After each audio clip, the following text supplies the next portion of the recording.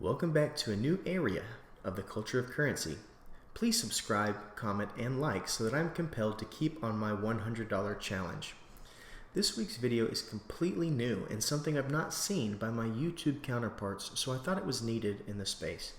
That being said, I do welcome all of those other YouTube counterparts to be a part of this process with me and help guide me in this process.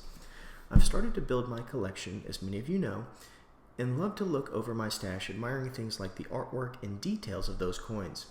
This being said, I wanted to create a system of grading coins that would allow me to more subjectively rate coins for our community and other consumers that are looking to add these to their collections.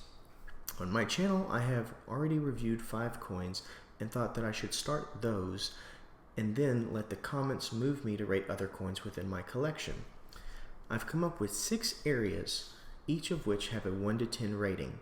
This means a perfect coin would have a score of 60. The areas of focus are as follows. Number 1, front appearance / artwork. Number 2, back appearance / artwork. Number 3, mintage amount. If I cannot find the amount that the coin was minted, then I will just give it a default of 5 until I receive clarity. Number 4, cultural significance of the artwork to the country. Number 5, collectability. And number 6, uniqueness. My first video was over the 2019 1-ounce silver puffin from the Isle of Alderney. As we have seen, many underestimated this little bird from the Atlantic. Here is how I graded the silver puffin. The front appearance is standard Queen Elizabeth. It's not as striking as some of the queens, but it's also not as bad, so it earns a score of 5. The back appearance is a little bit different of a story. I find that this is a great artistic representation of the Atlantic puffin and even has some landscape features to take away the negative space. The balance of art to negative space is well done, which earns the puffin a 7 out of 10. Mintage amount is the next category.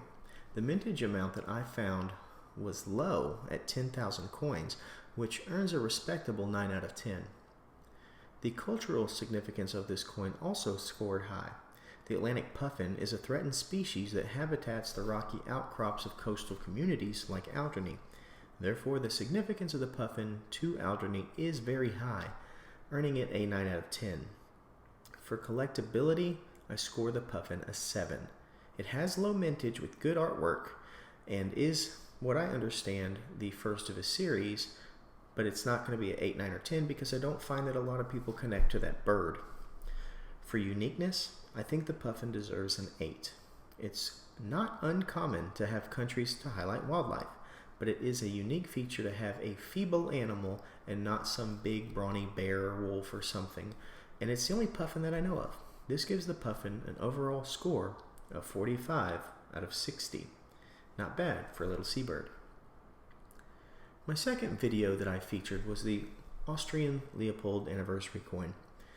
I must say that I absolutely love this coin, but I have to maintain my objectivity in the criteria in order to judge it. For the front appearance, I give it an 8. We've seen many knights and things of that nature before, but an accurate representation of Norman period chivalry is a nice touch and fairly spot on. That earns the Leopold an 8 for the front. The artwork on the back of the coin is a very realistic representation of Leopold. I like the details such as the year and all of that kind of stuff, and I think it's overall well done. I think it's a solid 8 in my book for that as well, for being pretty good above average. The mintage of the coin is where I think this falls short. There were 100,000 minted. That is far too many to score high, and so it gets a 2 for mintage points.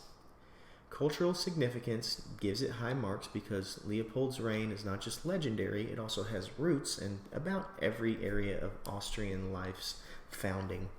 So it scores a 9 for cultural significance.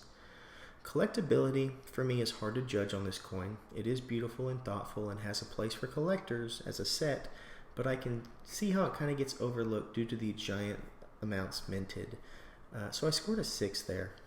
For our last category, uniqueness, I think the front is unique, but it got copied into 2 other editions of this 3-part series. However, the back is unique, being of Leopold, but it's not necessarily as unique because there are so many Crusade era depictions on coins currently out in the market. So I therefore scored a 5. This brings the total for the Leopold to 38 out of 60. The next coin that we looked at was the Austrian Wiener Neustadt coin, which is also part of the anniversary of the mint. This was the third coin, I believe, in my series on my channel. It is my favorite of the 3 anniversary coins, but let's kind of see how it gets scored. The front is identical to the Leopold, so we know it gets an 8. The back, however, is where the coin shines. This is one of the most highly detailed and unique pieces I've seen. Not often do we get artful skylines from the past. There are bricks, fence posts, and even timbers where you can see individual marks that the artist made on the coin. This definitely gets my first perfect 10 rating when it comes to the back appearance. Mintage, just like the other one, is the Achilles heel, however. They were at 100,000, and that's way too many to score high, so it also gets a 2 there.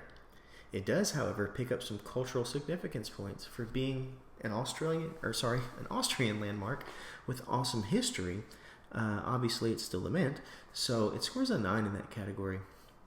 Collectability for this coin, I think, is a little bit higher than the Leopold in my view, due to the details in the artwork and that it depicts the silver mint that's still being used. Uniqueness scores a 7 for mostly the same reasons. Many small bullion brands highlight their mint all over the bullion, but there is not many countries who dedicate that much to space from their mint, so it's kind of unique in that category. That being said, I scored it an 8, bringing a total to 43 out of 60. The next coin in the lineup is the Austrian Robin Hood. Yes, Robin Hood of England on an Austrian coin. It still baffles me. The front appearance scores high like the others with an 8. The back appearance, even though I hate this coin with a passion, is still well done and tasteful, and I have to give it a 7. The mintage is very high, as the other 2 are with the 100,000, so it gets a 2 there. The cultural significance is where this coin tanks. I should give it a 0, but I will give it a 1 just in case I am wrong and that he not only actually existed, but also played a critical role in the ransom of King Richard and the silver transfer to Austria. Highly doubt it, but I'll at least give it a 1. Collectability is average in my book. I do think it would be collectible, I do not think it would be collectible at all if it weren't for the starstruck name of Robin Hood, or not in the series, and so I have to give it a 5. I also give uniqueness a 5. It reminds me of the movie-themed coins that we see out of some of the South Pacific countries. Therefore, the Robin Hood gets a measly 28 out of 60. The last coin we talk about today was, I believe, the last coin I actually reviewed, the 2015 Somali elephant. I picked this one up months ago via AppMex, and I purchased it as a random year, and this was the one that came to me in 2015. The front is nothing special when it comes to many of the African coins. It has the coat of arm, but there's a lot of negative space there that, a little texture would have really brought it out. It's a pretty cool coat of arms though, so I give it a 6. The back is much stronger. We often see wildlife depicted on these coins, but this one has a little bit more. There's some landscape with the acacia trees in the back, there's some birds, and these small details bring the score to an 8 because it takes the negative space out. The mintage currently is unknown to me, so I have to give it a 5 until I get some confirmation. Maybe y'all can help me with that. The cultural significance of elephants, however, is very high. In Somalia, elephants not only represent the good in the wildlife of Somalia, but it's more importantly a reminder of a war-torn country. Elephants, unfortunately, have not been seen in the wild for 2 decades due to all of the warring and violence, and that brings famine and poaching and all of those things. This being said, the significance could not be higher to the symbolism of Somalia, and so therefore I have to give it a 10.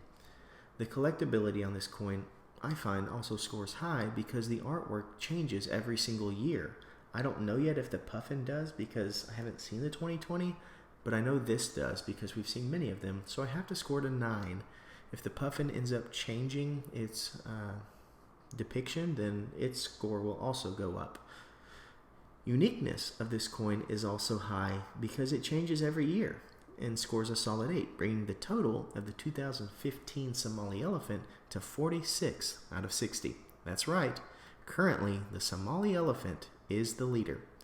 I will continue to line up more and more coins from my collection to rank them against the scale. Take a look at my unboxings to stay current on what I have in my collection and comment on the next coin you want to see put to the test. To wrap it up, the 5 coins we currently have on our scale are 5th place, the Robin Hood, 4th place, the Leopold, 3rd place, the Wiener Neustadt, 2nd place, the Puffin, and 1st place, the 2015 Somali elephant.